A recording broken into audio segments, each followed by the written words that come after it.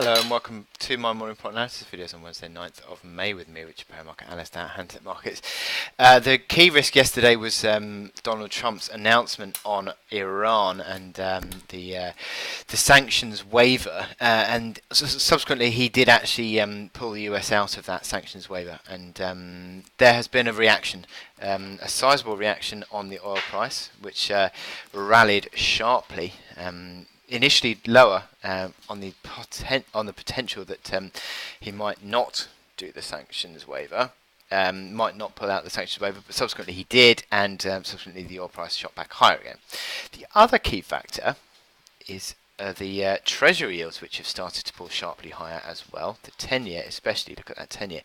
Also the 2-year, back at multi-year highs, subsequently pulling the dollar higher, because interest rate differentials are still, or they have been in this dollar rally anyway, at least, a key factor in driving the dollar.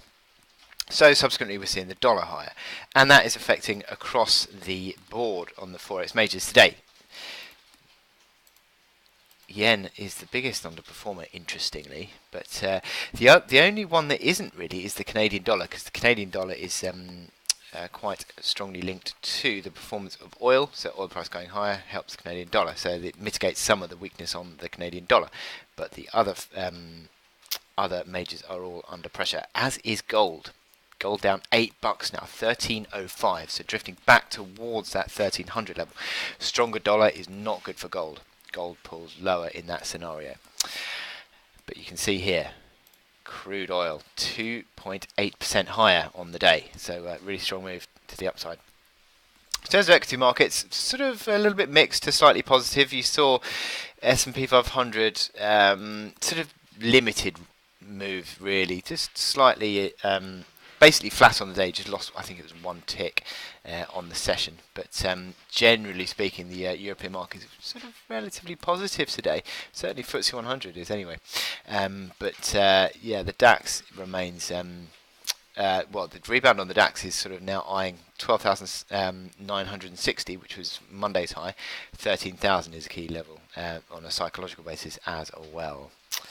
So, lots going on today, and what we're looking forward to is the inflation data, which starts today at 1:30 for the US. 1:30 is the PPI, and the expectation is for PPI just to slip a touch on the headline to 2.8 and the core to 2.4%. It'll be interesting to see how that sort of plays out through the CPI, which is tomorrow.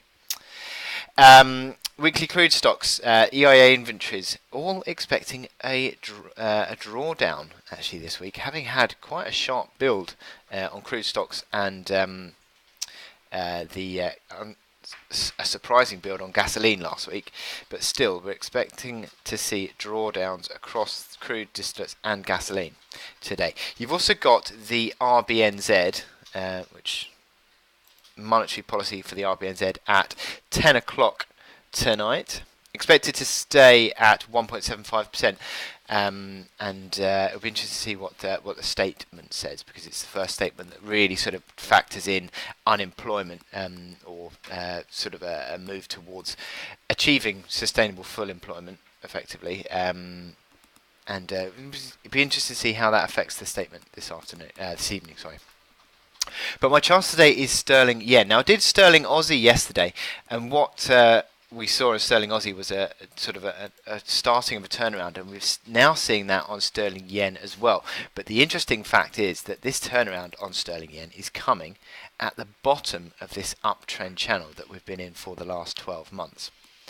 Not only that is, sorry, just zoom back out, is the confluence of this sort of pivot. It's a pivot around 147, which was an old sort of breakout level, became supportive in October and December, and became a little bit of support back in March. And again, the last couple of sessions, 2 or 3 sessions, we've seen the market finding support at 147 again, and we've now broken that uptrend, that downtrend.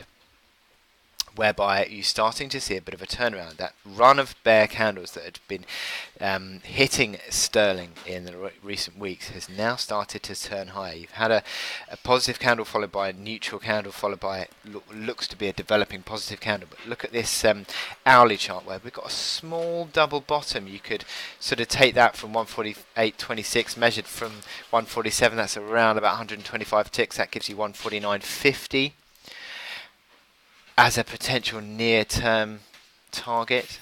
A little bit of a recovery to 149.50. 149 is a bit of an old low, and then 150 is a bit of a pivot.